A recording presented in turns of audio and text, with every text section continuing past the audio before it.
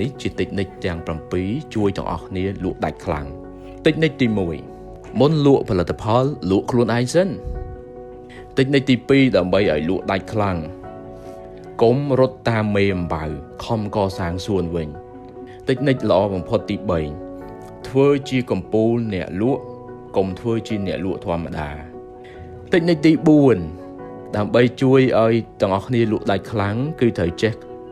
ក្បួនធ្វើឲ្យភ្ញៀវចាប់អារម្មណ៍តិចនិចទី5ត្រូវខំធ្វើជាលេខ1នៅក្នុងទីផ្សារ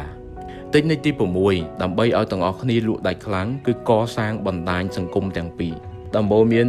តិចនិចទី7នេះគឺថា